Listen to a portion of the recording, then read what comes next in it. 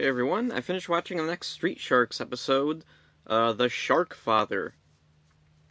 What a dumb title. Let's see, the bad guy of this episode, Maximilian Greco, is a really interesting character. I really like him in Street Sharks. He's a really unique character for the series. Most of the villains in Street Sharks, we have mutants or like characters that would be allied with Paradigm, but then there's Greco, who's just a normal guy. Not a normal guy. He used to be a gangster. He used to control Fission City, apparently, according to him. I guess maybe he's right, because everybody seems to know him. Or at least they knew him. Because now, his, weird little running gag is that, when he tells people his name, they're like, Maximilian Greco? I thought he was dead. And then he'd yell back, I'm not dead! Freaking love that. But anyway, now he's old, he's in a wheelchair, he's really feeble. He's sitting in the park in his wheelchair, and he's playing with these little remote control boats in the water. One bombs the other. Yeah. Anyway, he also has these two little Chihuahua puppies with him, Zeus and Apollo. I really like them. That's another unique thing about this character, is he has actual animals as his little sidekicks. So, anyway, he hates his peaceful life now. He wants things to be back the way they were. He wants to be a criminal again. So he calls his buddy over, and they're talking about the past, and there's a funny bit where the guy comes in, hey boss, I would have been here sooner, but I heard you was dead. Yeah, that becomes a thing. So anyway, they're just talking about whatever, and then suddenly they hear something, they look up, and they see the Street Sharks are chasing Killamari and Reptile, who've just swiped a chimp from a zoo. Yeah. So the sharks are trying to get the chimp back and fight with Reptile and Killamari. And let's see, a bunch of stuff happens. They crash into Greco. Ripster's like, oh, sorry, mister. And Greco gets mad at Ripster. He doesn't like good guys. He even says that, get away from me, goody. So then, let's see, he's watching the fight go on, he sees Killamari and Reptile, and he's like, man, imagine if I had that kind of muscle. And at first I was thinking, he's gonna hire Killamari and Reptile, because, in gangster talk, muscle is, not your own muscles, but, bodyguards or whatever. But that's not apparently his goal. Anyway, he, distracts the sharks, he tells them, oh, the noise scared my puppies. They're in the water and they're drowning. Then the sharks go over to the water. There's nothing there, and they realize Greco's leaving. Oh, and Greco's wheelchair can turn into, a little jet wheelchair. That never comes up again, so whatever. Killamari and Reptile get away, and the sharks are like, why did he help them get away? Oh. So then, let's see, Paradigm's yelling at Killamari and Reptile at his lab, and Greco sneaks in, somehow. How does a guy in a wheelchair sneak into, this most likely underground lab? Oh, and bring his puppies along with him. Anyway, there's a cool thing here. Paradigm, when he's yelling at Killamari and Reptile, he gets so mad, he starts to transform into Paranoid. That was cool, and I was just wondering last episode, why do they shy away so often now of showing him transforming, but here they go ahead and they do it. But it's really weird because he transforms for a second, and then Greco comes out to reveal himself, and then Paradigm is back to normal. And then he's back to Paranoid in a second again, so I guess it was an animation error or something? Whatever. Paradigm shoots Greco with this force field thing. Oh, and I just realized there's a glitch in my notes here. Okay, there it is. So anyway, Greco threatens to call the newspaper and reveal what Paradigm is doing, so Paradigm releases him. Why? Why doesn't Paradigm just shoot him with the loyalty thing, and then, I don't know, kill him? Or just tell him, drive your wheelchair off the dock or something? Whatever. Anyway, Greco offers Paranoid, or Paradigm, whatever, his Chihuahua puppies in exchange for making him younger and stronger. Oh, and Paradigm just made this thing, the genetic chamber, whatever. Anyway, he has Greco step inside of it, and unknown to Paradigm, his puppies went in there too, and now they're all jacked. They're all like Hulk size. Oh, Hulk puppies, just like in the movie. Anyway, oh yeah, Greco swipes the force field generator for some reason. I guess he thought it was a cool thing, and just crashes through the wall. And Zeus and Apollo, the puppies, Paradigm tries to tell them, he tries to order them around, and they won't listen. They still listen to Greco, though, so they follow Greco out the hole in the wall. So Paradigm's upset. And Greco is taking his dogs around and harassing a bunch of businesses for protection money. Okay. Oh, and Benz has his own comic book store, the Suspended Reality comic book store that was seen way back in, I think, Shark and Roll? Where this like old guy with a beard and long hair had it. So I guess he retired and sold it to Benz. That's interesting. One of the cool things with Street Sharks is that there is like a slow progression of time throughout the episodes. Like characters and events, like they will change, and the sharks are just the things in the foreground, and we're not seeing the focus on anything that's changing in the background. Kind of like the mayor changed a while ago. Maybe. That might change here in a minute. Anyway, Greco goes to Benz's Suspended Reality comic book shop, and the sharks come out and fight with Greco and the puppies.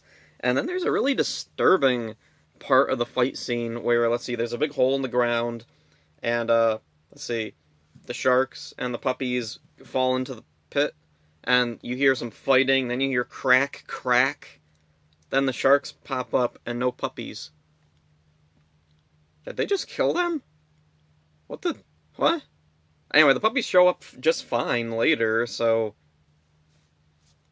like, a cutaway or something would have helped there to show, like, what are they doing? Did they, like, wrap them up in something? And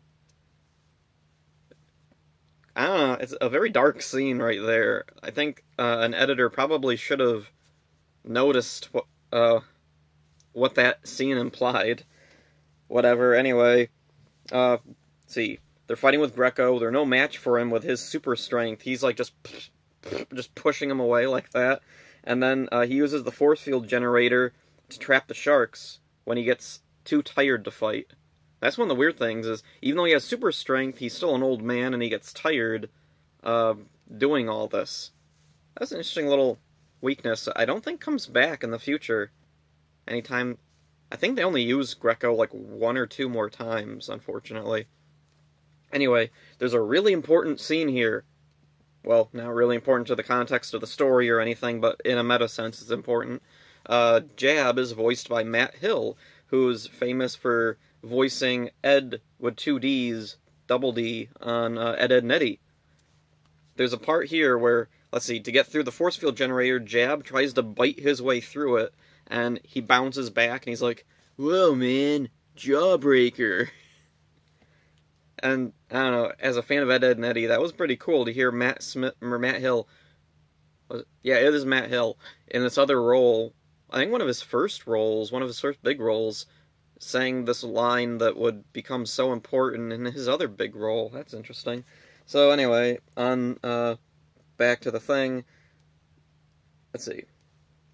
Ben sneaks up on Greco, smacks the force field generator out of his hand, but then after a skirmish, he's able to zap Slamu and, Jab, and he kidnaps them. And then we cut to Paradigm, who's at some event being presented with this new award or a grant or something for donating to the zoo. The zoo that he was stealing from earlier, huh? Wonder how, like, in advance he planned all that. Like, did Paradigm donate to the zoo, then go there to see expansions or whatever, so that he could make plans for Killarian Reptile to sneak in there later? That's pretty interesting. That would have been a cool episode on its own. Wonder why they didn't do that.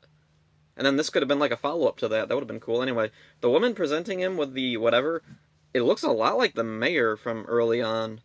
And I'm wondering, is it the mayor?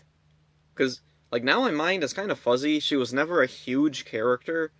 But it's interesting that, like, it's usually in this type of situation, it would be the mayor presenting somebody with something, not an ex-mayor or whatever other political position she might hold, who knows, whatever. It's not really that important, so anyway, Greco shows up to interrupt the event, followed by the Sharks. I don't know why Greco wants to interrupt the event. Or I think it's the he's going there to see Paradigm, and he's mad at him, and I think the implication is supposed to be that he's mad that he got tired earlier, and he wants Paradigm to make him stronger, which is a thing later on. So then, let's see. Greco goes after Paradigm, he drags him underground or something?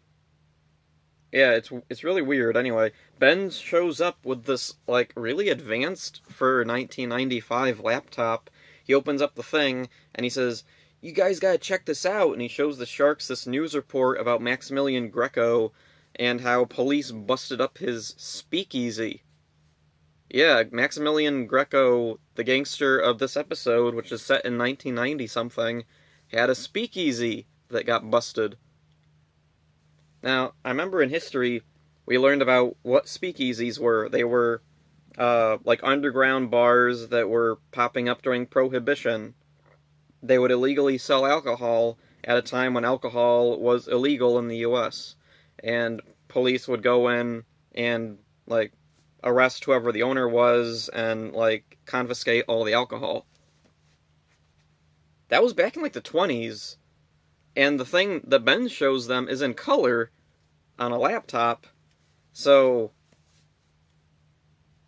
why would someone colorize 20s news?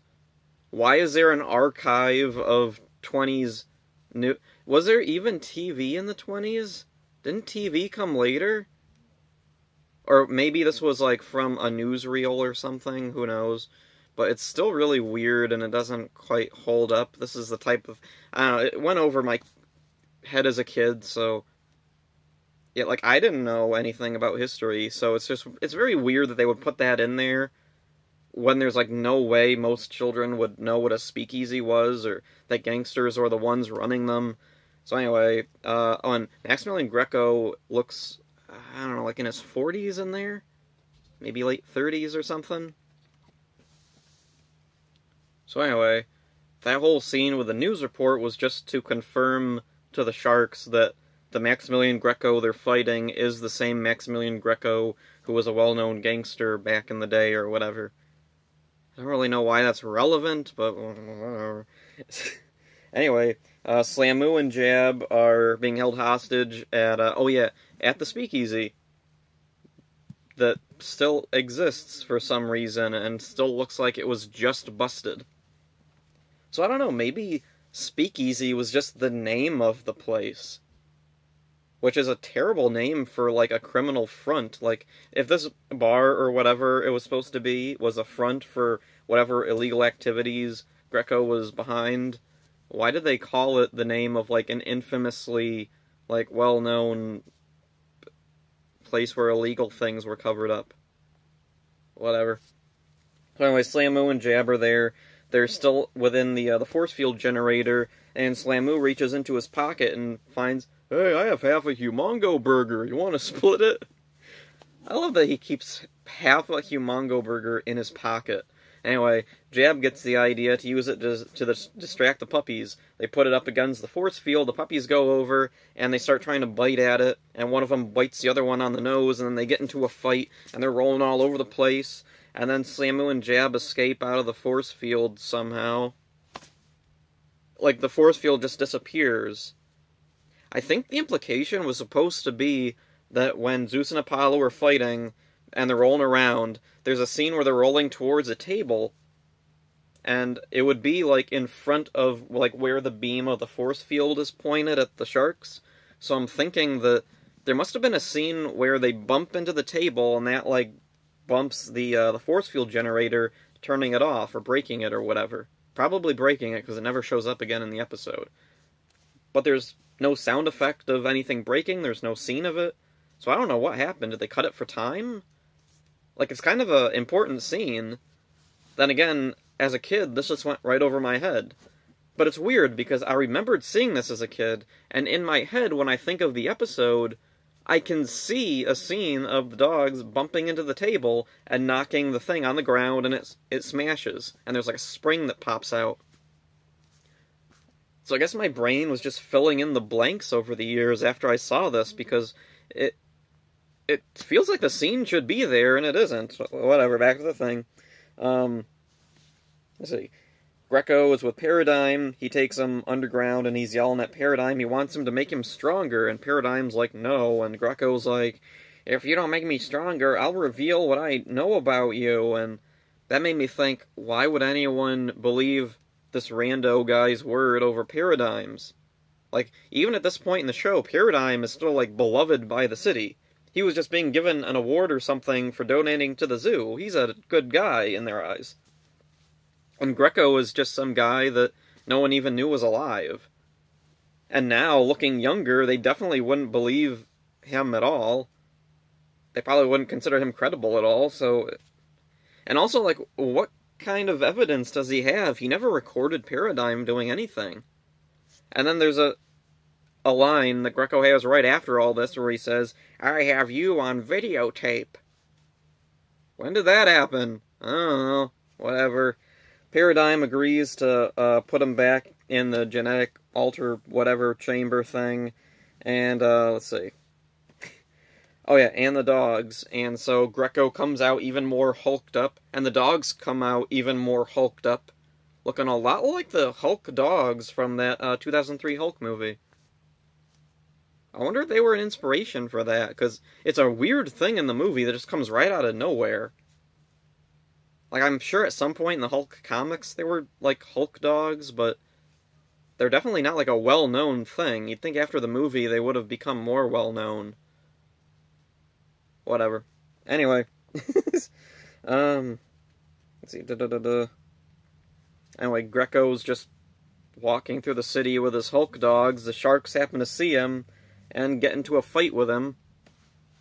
I don't know why. I guess they just see, like, oh, he's a bad guy, we gotta fight him.